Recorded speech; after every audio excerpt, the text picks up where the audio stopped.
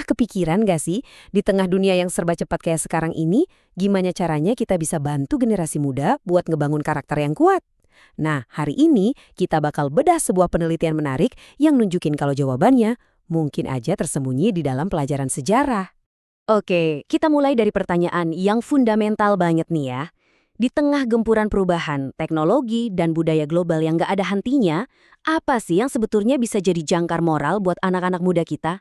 Nah, ini dia inti masalah yang coba dijawab sama sumber materi kita kali ini.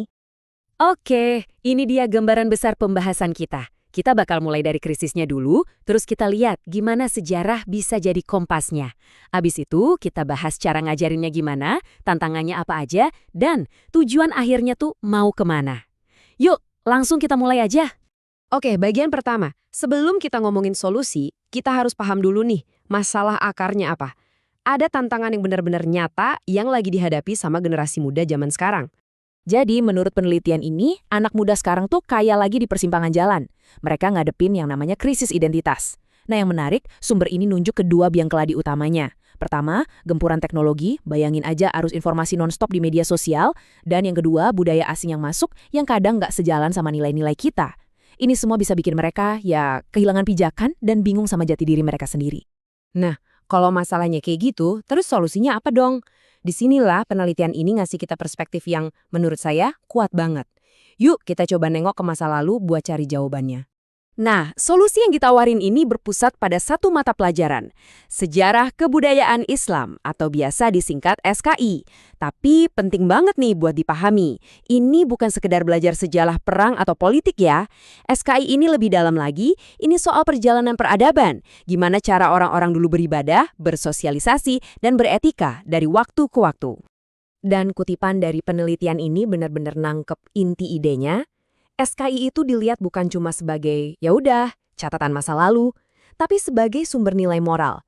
Jadi intinya gini, di dalam cerita-cerita sejarah itu, ada pelajaran etika yang bisa langsung kita ambil buat ngebentuk karakter. Tapi tentunya ini bukan berarti solusinya cuma nambahin jam pelajaran sejarah di sekolah ya. Nggak sesimpel itu. Kunci utamanya justru ada di gimana cara sejarah itu diajarkan. Nah, di sini nih letak perbedaan besarnya. Cara lama itu kan kayak ngisi ember kosong aja. Fokusnya ke hafalan, fakta, tanggal, cuma ngelatih otaknya doang alias aspek kognitif. Nah, pendekatan holistik yang diusulkan ini beda banget. Tujuannya adalah supaya siswa itu meresapi nilainya, bukan cuma tahu. Jadi ini nyentuh ke perasaan mereka, itu aspek afektif. Dan juga mendorong mereka buat bertindak sesuai nilai itu, nah itu aspek psikomotoriknya. Lengkap kan? Oke, pertanyaannya sekarang, gimana caranya kita pindah ke pendekatan holistik ini? Jawabannya ada di inovasi. Kita harus bisa menghidupkan kembali sejarah itu di dalam kelas.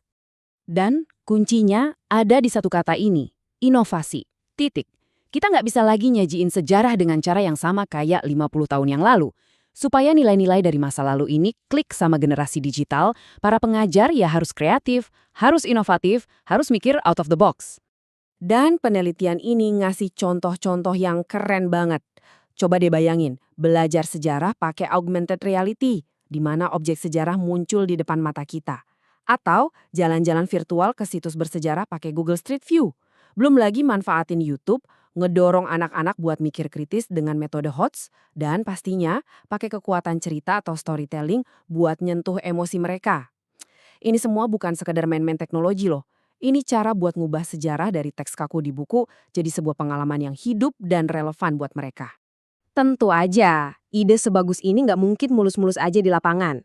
Penelitian ini juga jujur banget ngelihat apa aja sih rintangan-rintangan yang ada di depan mata. Beberapa masalah utamanya tuh klasik, tapi nyata. Misalnya, metode ngajar yang masih gitu-gitu aja, monoton, kebanyakan ceramah. Terus, kurangnya media interaktif yang seru. Sistem ujiannya juga seringkali cuma ngukur hafalan, lagi-lagi. Dan yang paling penting, banyak guru ngerasa dikejar-kejar kurikulum. Jadi susah banget buat nyisipin waktu buat nanemin nilai-nilai moral. Padahal kan itu tujuan utamanya.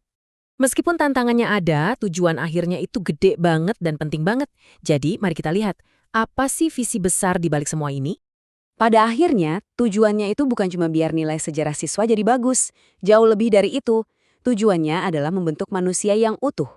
Pendidikan ini diharapkan bisa numbuhin toleransi, nanemin rasa tanggung jawab ke sesama, ngebangun perilaku yang etis, dan yang paling krusial, ngebantu tiap anak muda buat nemuin dan ngebangun identitas moral yang kuat. Jadi, kesimpulan akhirnya adalah ini. Menciptakan sebuah generasi yang nggak cuma pinter otaknya, tapi juga punya integritas.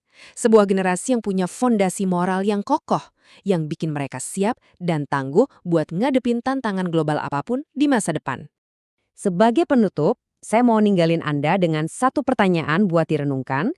Dari semua kekayaan sejarah yang kita punya, pelajaran spesifik apa sih yang menurut Anda paling kita butuhin sekarang ini? Terima kasih sudah menyimak.